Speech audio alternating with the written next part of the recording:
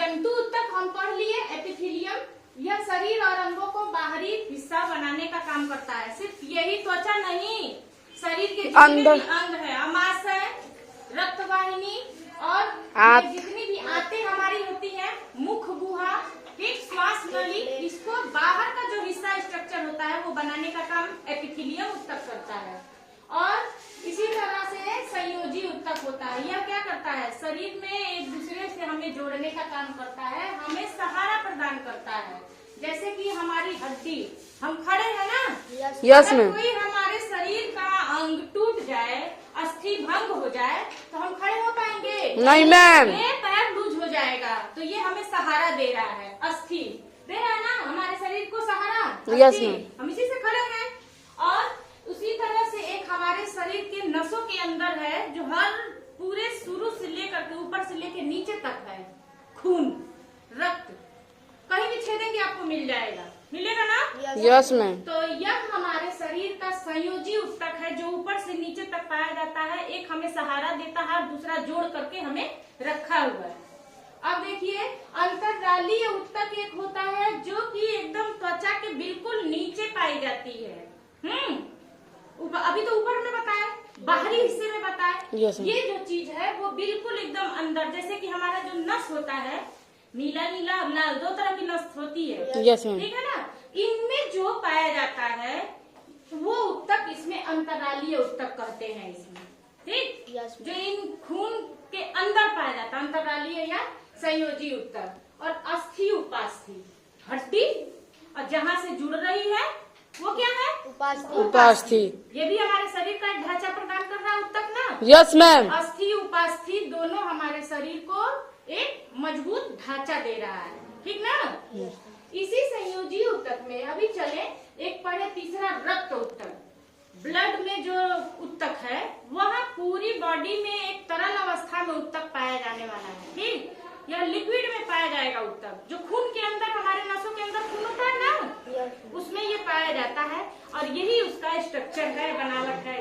आपको कुछ तरल पीला वाला हिस्सा दिख रहा है ना? Yes ma'am. ऐसा ही हमारे कुछ खून का बनावट है जो अंदर से है, जो तरल भाग है हमारा खून का, जो तरल हिस्सा है, इसे हम क्या कहते हैं? प्लाज्मा। प्लाज्मा क्या कहते हैं? प्लाज्मा। हाँ, 3 कण इस प्लाज्मा में हमेशा तैरते रहते हैं।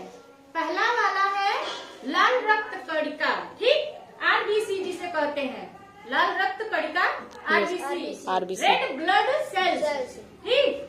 यह एक आयरन हम खाते हैं ना, साग सब्जी, यस जी, ठीक? ये खाते हैं, आयरन हमें मिलता है, उसी से ये बनता है, आयरन से।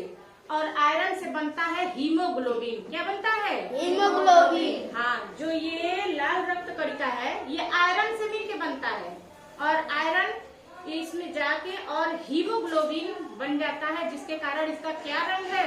लाल। और दूसरा कण है सफेद रक्त कणिका, श्वेत रक्त कणिका, ठीक ना? व्हाइट WC यानी व्हाइट ब्लड सेल्स। इसका क्या काम है?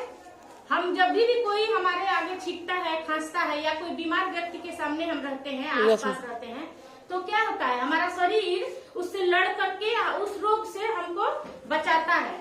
तो अगर हमारे शरीर के अंदर ये वाले कण कम हो गए तो हम रोगों से लड़ नहीं पाएंगे, जल्दी हमें क्या हो जाएगा? रोग पकड़ लेगा, है ना?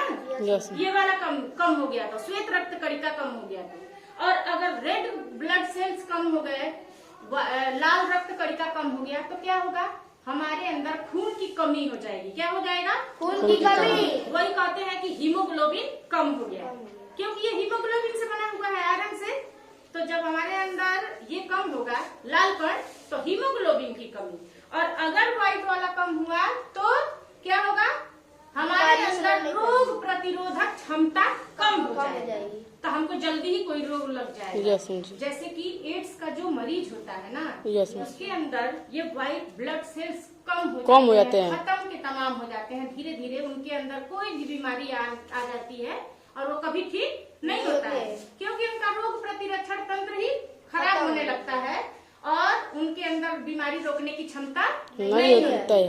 आ रही है बात समझ में? अब देखिए, एक और इसमें प्लेटलेट्स, ये जो दिख रहा है ना, ये कण तीसरा कण है। प्लेटलेट। आप देखते हैं किसी को भी चोट लगता है तो क्या करते हैं लोग, उसको जल्दी से दबा देते हैं ना, और कुछ देर बाद उसको देखेंगे तो खून बंद हो जाता है, बंद हो जाता है। यस मैम जी। किसी का भी चोट लगता है कहते हैं जल्दी से दबा दीजिए। Yes ma'am. यानी कि कैसे खून हमारा बंद हो जाता है। खून का थक्का जमाने का काम यही करता है प्लेटलेट।